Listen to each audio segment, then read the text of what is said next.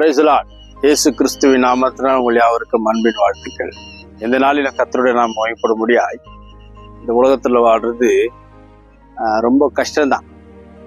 ஏன்னா நிறைய பேருக்கு ஒரு சில பிளானே இல்லாத பூமியில் வாழ்றாங்க. பையன் என்ன படிக்கிறான், ஏதோ படிக்கிறான்.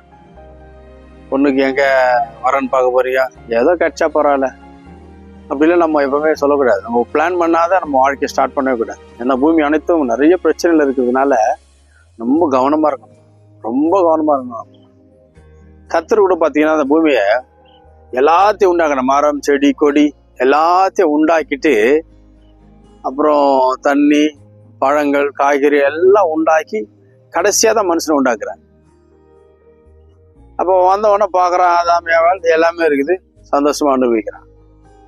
ஆதாம் ஏவாளை உண்டாக்கிட்டு ஐயா தண்ணி கொடுங்கன்னு கேட்டு மறுபடியும் போய் அவர் தண்ணியை உருவாக்கி ஐயா அவர் பழம் தான் நல்லா இருக்குமான்னு சொல்லி மறுபடியும் போய் ஒரு ஆப்பிள் பழத்தை உருவாக்கி ரொம்ப கஷ்டமா இருக்கும். ஆண்டு அழகா பிளான் பண்றாரு. இதை குறித்து பைபிள் என்ன சொல்லுதுன்னா, சங்கீதத்துல 32ஆம் சங்கீதம் 8ஆம் வசனத்துல, நான் உனக்கு போதித்து நீ நடக்க வேண்டிய வேலையை நான் உன்னை நடத்துவேன், உண்மையில் என் கண்ணை வைத்து உனக்கு ஆலோசனை சொல்வேன். அப்புறம் ஆலோசனை கொடுக்குற கர்த்தர். அதனால குடும்பத்தை எப்படி நடத்தணும்னு ஆலோசனை கொடுப்பாரு, கடனை எப்படி அடைக்கணும்னு ஆலோசனை கொடுப்பாரு, குடும்பத்தில் யாராவது திருந்தா பார்த்தா எப்படி அவங்கள மனமாற்றத்துக்குள்ள கொண்டு வருதுன்னு கற்றுக் கொடுப்பாரு, பசங்களை என்ன படிக்கணும் அப்படின்றத அவர் சொல்லி கொடுப்பாரு. நம்ம இஷ்டமா பசங்களை படிக்க வைக்கக்கூடாது. அவங்களுக்கு என்ன இன்ட்ரெஸ்டா இருக்குதோ எது பிடிக்குதோ அதில் தான் ஒன்றும். அப்போ சூப்பராக அவங்க வந்துடுவாங்க.